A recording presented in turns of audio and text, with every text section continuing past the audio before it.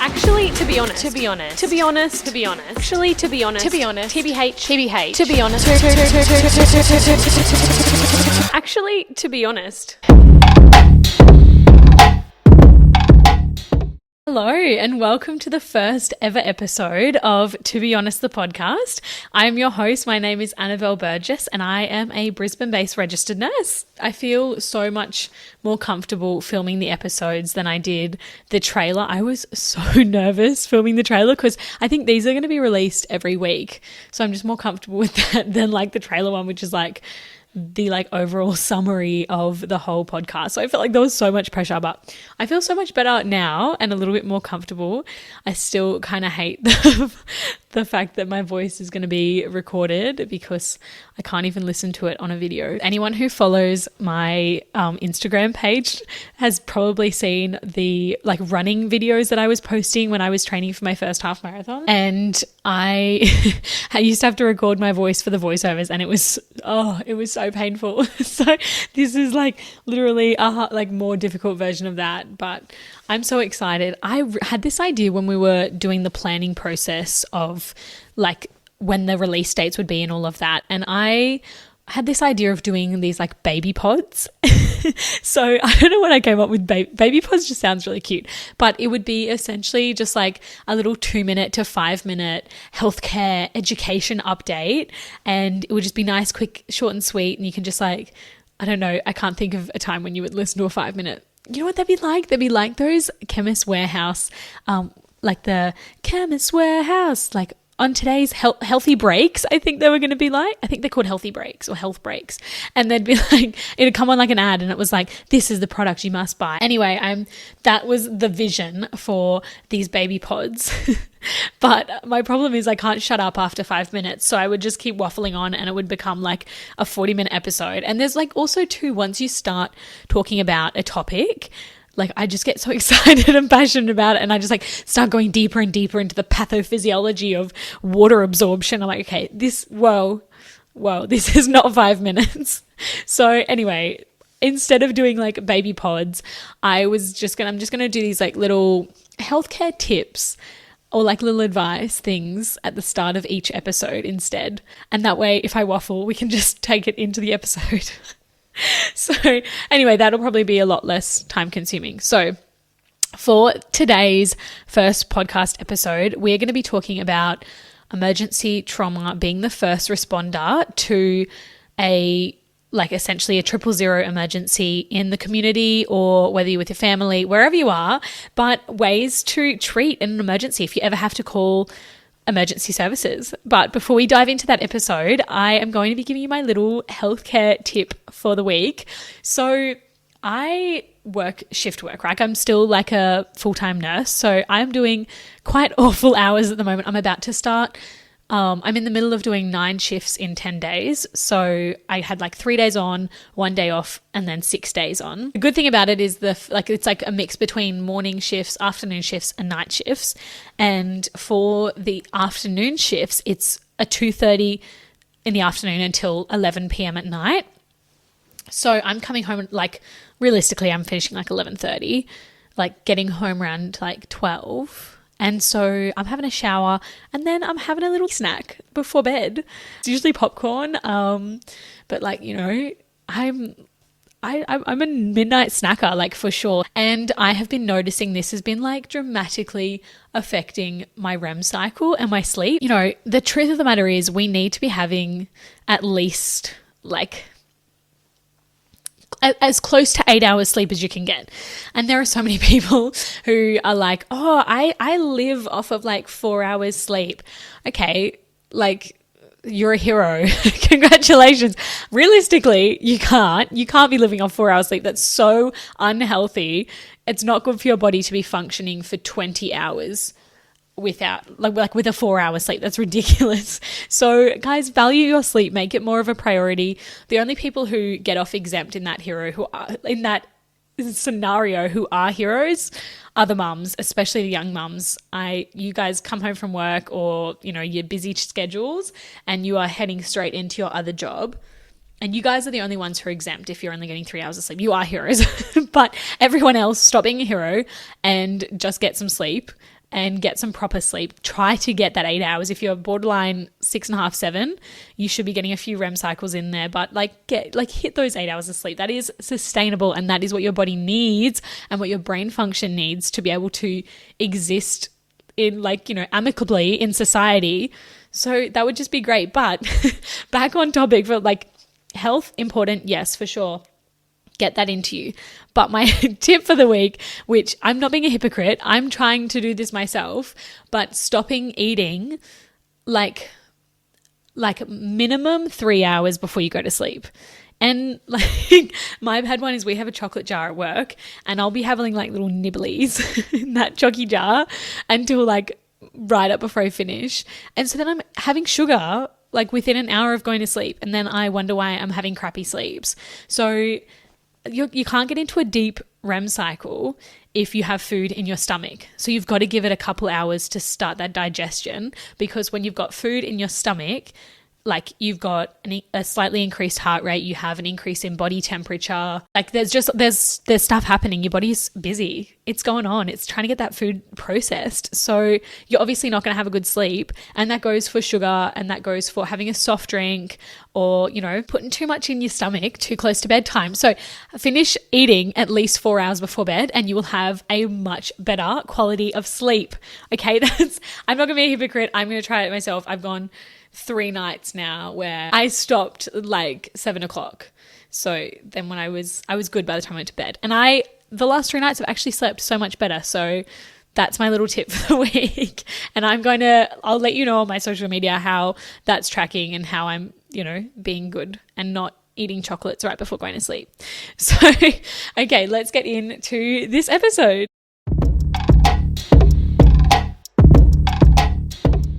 Okay, guys, so this episode is going to be on being the first responder to an emergency situation in public, whether it's at home, wherever you are. But if you have ever been in an environment where you've had to call, in Australia, it's 000.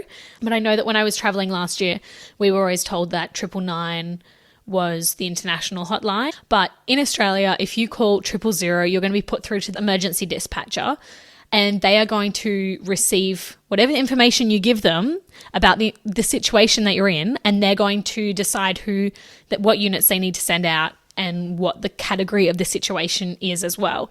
So what you say on the phone, what you say on the phone call is going to dramatically impact the sort of outcome of the emergency situation that you're in.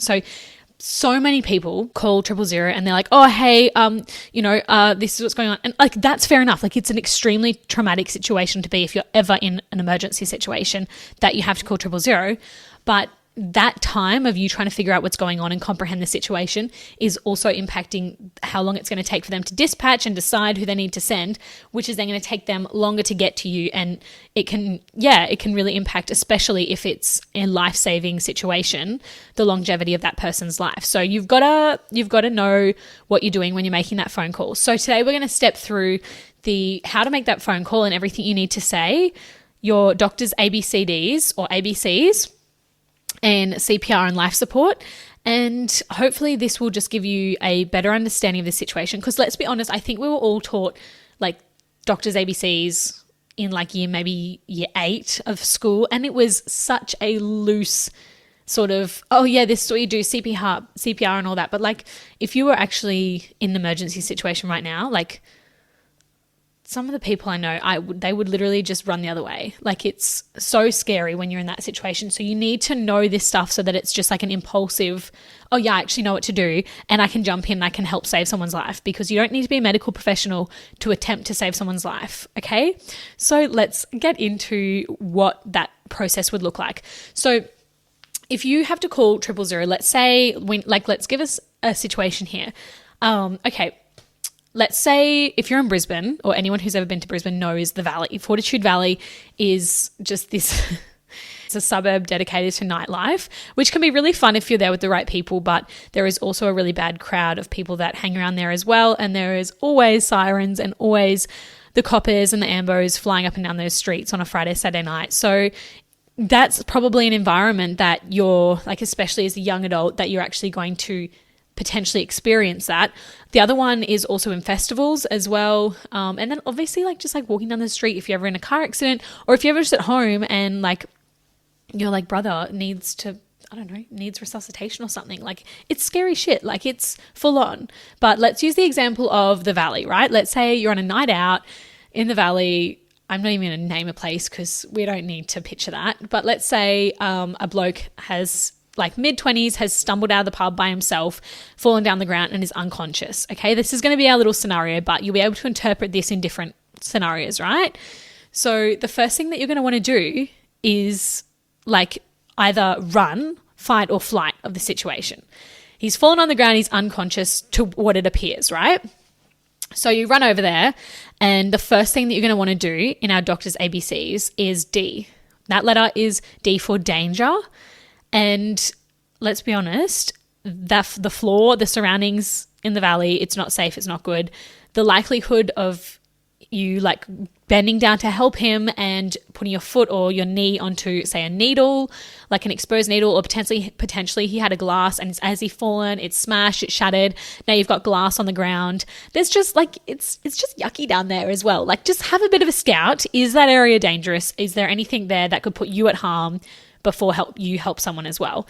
Or is there, you know, some dodgy fella who's high on who knows what around the corner, and if you approach this man on the ground, you're actually going to be putting yourself in danger of someone else who's approaching. So you have to put yourself first in that situation.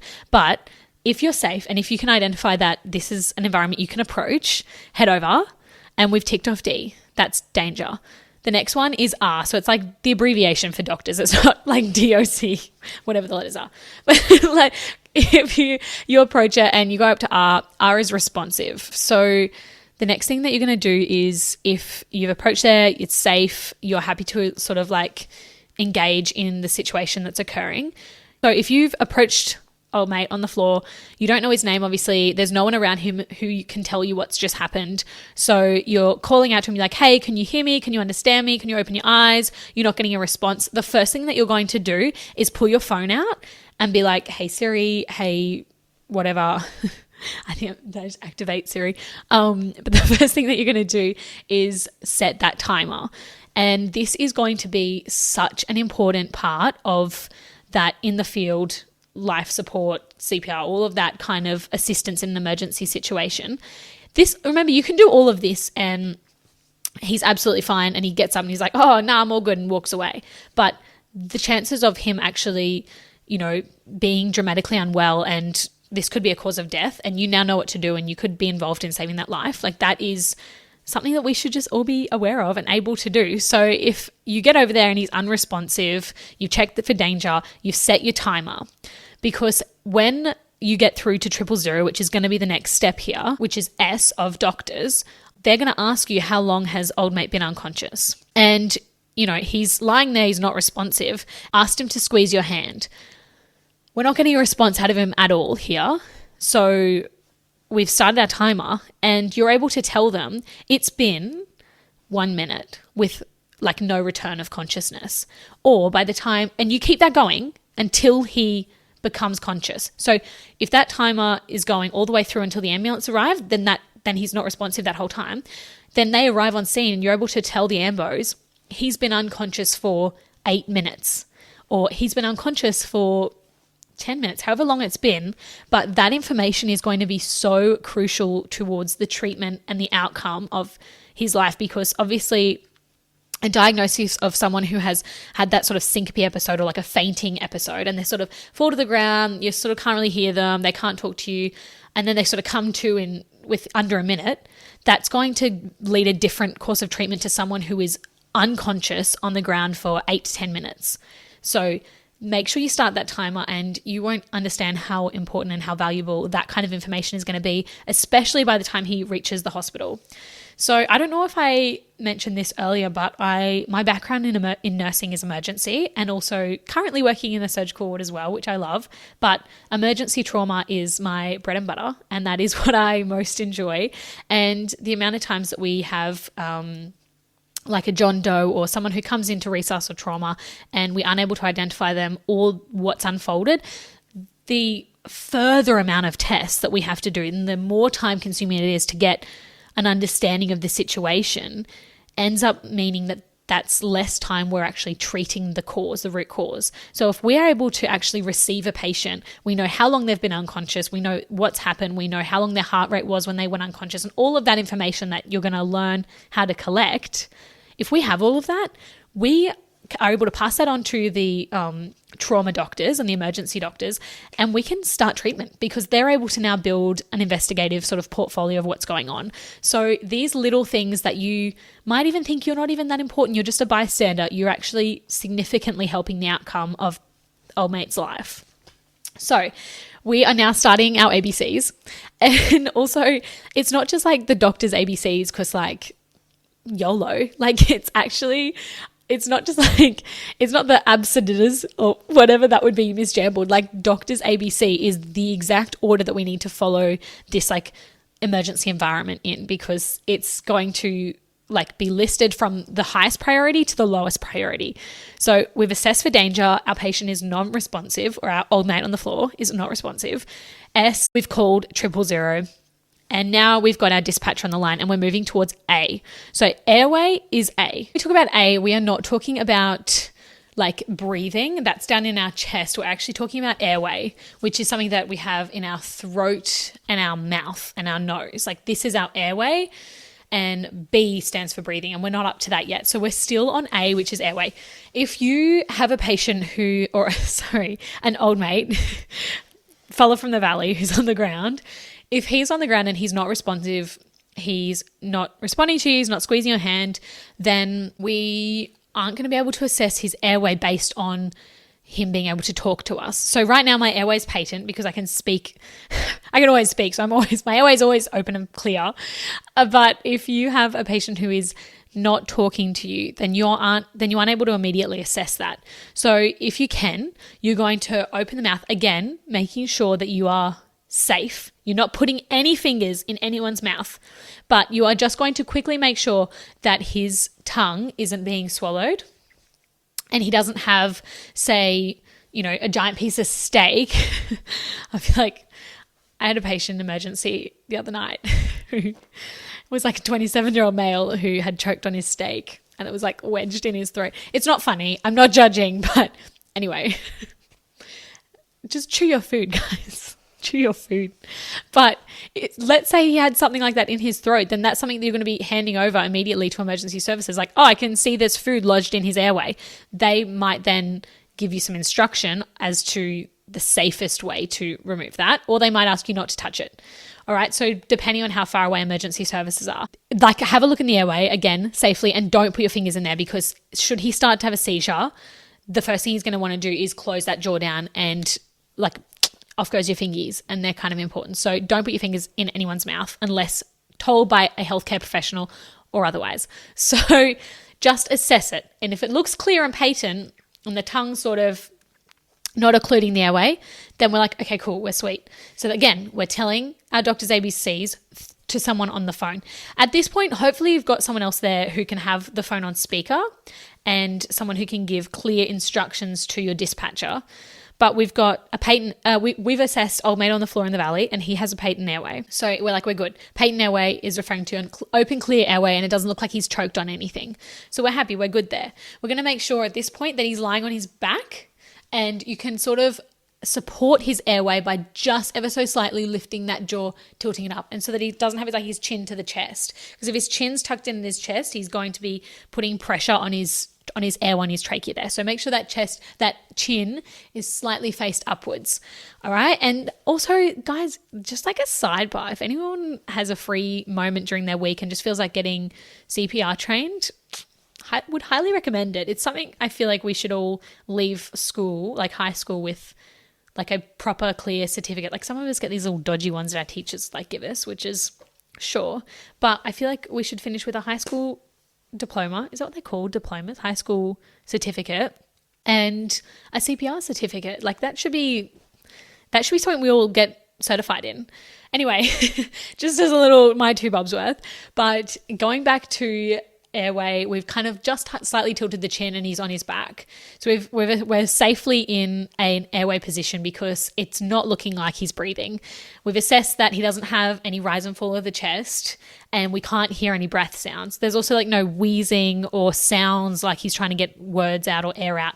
So we don't have any breathing. And we're telling this to our dispatcher. Again, I keep reiterating that because this is the order we're saying that's all in. And at the end, we're going to give like a good handover to our dispatcher about the situation. So we're really quickly doing all this assessment. Okay, yep, we're safe. He's not responsive. He won't squeeze my hand. The airway is patent as I've looked inside of his mouth and he's now on his back with his chin slightly tilted up. We haven't got any breath sounds and there's no rise and fall of the chest. So we're starting to think this is quite bad. So whether he's overdosed, whether he's someone who is unwell prior to going out tonight, like whether he has an underlying medical condition, whatever it is, we are moving on to the next step, which is C, circulation. So we need to know if this man has a heartbeat.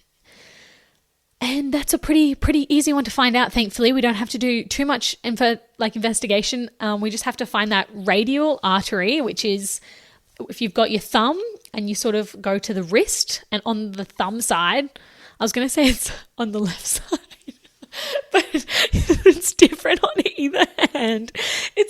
Oh my God. It's on the outside of your hand if your palms are facing up. It's on the left side if it's your left hand and the right side if it's your right hand. Either way, the radial artery is the sort of, if you go to the wrist, it's below the thumb on that side. And you're going to want to put 2 fingers over the sort of pulse there. That's a very common place to find someone's pulse. So everyone should know how to access that and find a heartbeat. We always use 2 fingers because it's giving more pressure onto that, like I said earlier, the radial artery. So if we're applying pressure to that, we're going to get a stronger heartbeat than just like 1 finger, because essentially like one of the fingers is going to be putting more pressure on it, the other finger is going to be feeling for a heartbeat. Depending on how much time you've got, how many people are there, how overwhelming the whole thing is, try to count 30 seconds. So we've got one timer going because old mate's still unconscious. So we've got one timer going over here on your phone. You've got another chick over there. You're like, oi, chuck me your phone. Turn that on, timer. Yeah, we're just letting that go for 30 seconds. And you can count out loud if that's going to help everyone involved. And you're going to count how many heartbeats you're getting. So in 30 seconds time, if you get, say, like 19 heartbeats, why did I choose 19? What's double 19? I can't do maths. What's 20, 38, 38. That makes sense. Yeah, it's 38 beats per minute. So that's considered low. That's bradycardia. That is low heart rate. So when we're going to be handing over to our dispatcher in a second, giving them an update on the heartbeat, we have a heartbeat. We're good. He's not requiring resuscitation because his heart's still pumping. So even though it's really low, we can feel that heartbeat. We've counted 19 beats in 30 seconds or whatever it is. It might be 5, whatever the heart rate is. You've counted that in 30 seconds and you've doubled it to give us a minute. It's really important if you're going to hand over the heart rate to the dispatcher that you double that. The medical professionals, like your paramedics, are not going to give any drugs without checking it themselves, but it's going to be important into how critical this old mate on the ground is. He's just poor old mate. He doesn't even have a name. We don't know his name, so that's all he is. But we've taken a heart rate and now we can rule out the fact that this guy does not need resuscitation. So he doesn't need CPR because we have a heartbeat. Even though it's slow, we have drugs that we can give him to treat him once paramedics get there. But let's say you are trying to feel for a pulse and we can't find one. We've identified that there's no breath sounds and we don't have a pulse. So we're starting to get a little bit worried now. Like, this is quite emergent. This person, old man on the ground, he is most likely going to die if we don't have interventions immediately. So we've done our doctor's ABC and we now need to start CPR. So preferably get your CPR training, like I said earlier, but the basic standard form for CPR is 30 compressions to the beat of staying alive to 2 breaths. If you're out in the valley on a Saturday night and someone needs if they require oral oxygen, like if they're going to need someone to give them breaths, you should probably be asking if there is a CPR pack in any of the pubs, because those packs now, ever since COVID, have little masks on them, and that will definitely protect you. So don't just like, even if he's cute, don't just like run in there like mouth to mouth. Like, you don't know. Just have your wits about you, all right? And old mate's unconscious too, so just make sure that we are checking for a mask.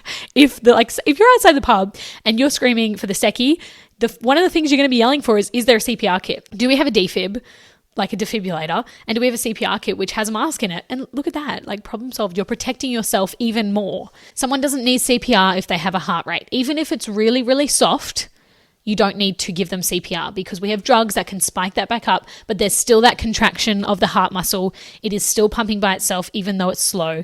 Preferably in this situation, you would be yelling out for someone around who is CPR trained, because there are certain sort of like, there's locations and landmarks and everything when it comes to CPR that you have to be doing it correctly. But if you're like out in a social setting, there should be someone who is CPR trained. And if that is the case, you get them to commence CPR because you've identified that that's required here, and you're on the phone. Okay, so we're giving our handover to our dispatcher, and this is what I mean when I say the time that you've spent, all of that is something that you can do in like a minute, ideally. Like, you can actually get all of that information in a minute from arriving onto the scene.